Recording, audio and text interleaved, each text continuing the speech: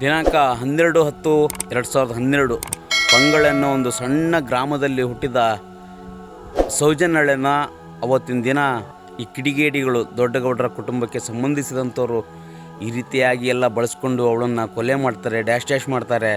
ಇದರ ಕುರಿತಾಗಿ ಅಲ್ಲೇ ಬೆಳ್ತಂಗಡಿ ಸ್ಟೇಷನಲ್ಲಿ ಕಂಪ್ಲೇಂಟ್ ಕೂಡ ಆಗುತ್ತೆ. ಅದರಲ್ಲಿ ಪ್ರಮುಖವಾಗಿ ಎದ್ದು ಕಾಣುವಂಥ ವ್ಯಕ್ತಿ PSI ಯೋಗೇಶ್. ನೋಡಿ, PSI ಅಂದ್ಬಿಟ್ರೆ ಆ ಒಂದು ಪರೀಕ್ಷೆಗಾಗಿ ಎಷ್ಟು ವರ್ಷಗಳ ಕಾಲ ನಾವು ಓದಬೇಕು, ಒಂದು ತಯಾರಿ ನಡೆಸಬೇಕು, ಎಷ್ಟು ಕಠಿಣವಾಗಿರುತ್ತೆ. ಅದೊಂದು ದೊಡ್ಡ ತಪಸ್ಸದು PSI ಹುದ್ದೆ ಸಿಗಬೇಕಂದ್ರೆ. ಆದರೆ ಇಂಥ ಕ್ರಾಸ್ ಬೀಡಿಗಳು, ಇಂಥ ನಾಲ್ಕು ನನ್ನ ಮಕ್ಕಳು ಇರೋದ್ರಿಂದ ಪೊಲೀಸ್ ಇಲಾಖೆಗೆ ಎಷ್ಟು ಕೆಟ್ಟ ಹೆಸರು ಅಂದರೆ ಇಂಥವ್ರನ್ನೆಲ್ಲ ನೋಡ್ಕೊಬಿಟ್ಟು ಮೇಲಧಿಕಾರಿಗಳು ಇಂಥವ್ರನ್ನೆಲ್ಲ ಕೆಲಸದಿಂದ ವಜಾಗೊಳಿಸಲ್ಲ, ಬದಲಾಗಿ ಇವರನ್ನ ಇಲ್ಲಿ ತನಕ ಕಂಟಿನ್ಯೂ ಆಗಿ ಬಿಟ್ಟಿದ್ದೇ ದೊಡ್ಡ ಮಹಾ ತಪ್ಪು. ಇಂಥವ್ರನ್ನೆಲ್ಲ ಇಲಾಖೆಯಲ್ಲಿ ಇಟ್ಕೋಬಾರ್ದು, ಇಲಾಖೆಯಿಂದ ವಜಾಗೊಳಿಸಬೇಕು. ಸಂತೋಷ್ ರಾವನನ್ನು, ಆ ಶೃಂಗೇರಿಯ ಒಬ್ಬ ಸೈಕೋ ಹುಡುಗನನ್ನು ಇವರು ಅರೆಸ್ಟ್ ಮಾಡ್ಕೊಬಂದು ತಂದು ಆಮೇಲೆ ಆತನ ಗುಪ್ತಾಂಗಕ್ಕೆ ಬಿಸಿನೀರನ್ನು ಹಾಕಿಬಿಟ್ಟು ನೀನೇ ಅಪರಾಧಿ ಅಂತ ಒಪ್ಕೋ ಅಂತೇಳಿ ಟಾರ್ಚರ್ ಕೊಟ್ಟಿದ್ದು, 3rd ಡಿಗ್ರಿ ಟ್ರೀಟ್ಮೆಂಟು.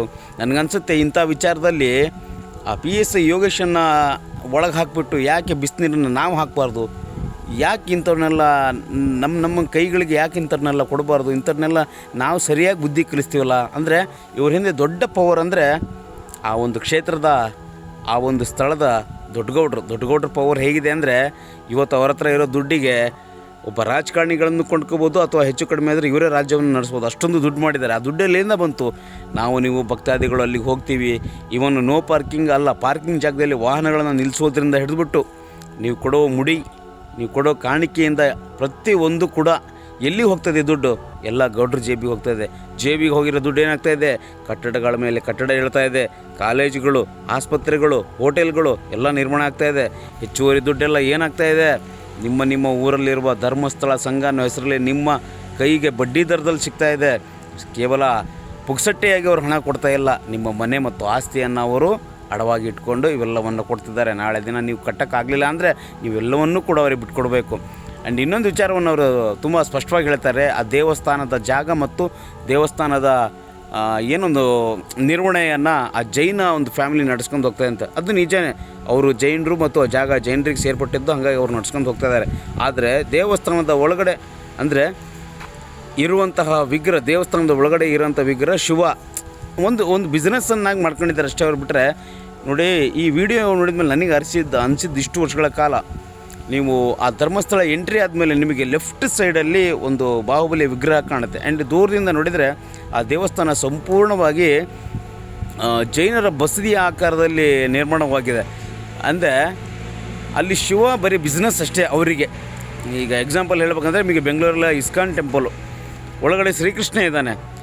ನೀವು ಶ್ರೀಕೃಷ್ಣನಿಗೆ ಹೋಗ್ಬಿಟ್ಟು ಆಶೀರ್ವಾದ ತಗೊಂಡು ನೀವು ಕಾಣಿಕೆನೇ ಹಾಕಿದ್ರು ಆ ದುಡ್ಡು ನೇರವಾಗಿ ಹೋಗೋದು ಫಾರಿನ್ನಿಗೆ. ಇದು ಒಂದು ಬಿಸ್ನೆಸ್ಸು. ಅದೇ ಥರನೇ ಅವರು ಅದನ್ನು ಅಲ್ಲಿ ಮಾಡ್ಕೊಂಡ್ಬಿಟ್ಟು ಅಲ್ಲಿಗೆ ಬರುವಂಥ ಕಾಣಿಕೆ ಆಗ್ಬೋದು, ನೀವು ತಲೆ ಬಳಸ್ಕೊಂಡಿದ್ದು ಅಮೌಂಟ್ ಆಗ್ಬೋದು, ಅಥವಾ ನೀವು ಕೊಡೋಂಥ ಸಣ್ಣ ಸಣ್ಣ ಕಾಣಿಕೆಗಳು, ಇವೆಲ್ಲವೂ ಕೂಡ ಸೇರ್ತಾ ಇರೋದು ಗೌಡ್ರ ಕೈಗೇ, ದೊಡ್ಡ ಗೌಡ್ರು.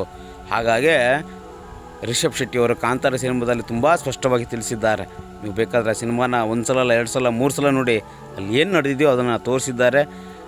ಭಾಗ 2ರಲ್ಲೇ ಅವರು ಆ ರೀತಿಯಾಗಿ ತೋರಿಸಿದ್ದಾರೆ. ಅಂದರೆ ಇನ್ನು ಭಾಗ 1 ತುಂಬ ಘೋರವಾಗಿರುತ್ತೆ. ಇನ್ನೂ ಸತ್ಯಾಸತ್ಯತೆ ಅವರು ಸಾಕಷ್ಟು ಪ್ರಯತ್ನಪಟ್ಟು ಬಿಚ್ಚಿಡ್ತಾರೆ ಅಂತ ಅನ್ನೋ ನಂಬಿಕೆ ನನಗಿದೆ. ಮಾಧ್ಯಮಗಳು ಕೂಡ ಮಾತಾಡಲ್ಲ. ಈಗೇನೋ ನಾವೆಲ್ಲ ಸೋಷಿಯಲ್ ಮೀಡಿಯಾಗಳು ಎಚ್ಚರ ಆಗಿ ಎಲ್ಲರೂ ಮಾತಾಡ್ತಿದ್ದೀವಿ. ಆದರೆ ಎಷ್ಟು ದಿನಗಳ ಕಾಲ ನಾವು ಮಾತಾಡ್ತೀವೋ ಗೊತ್ತಿಲ್ಲ.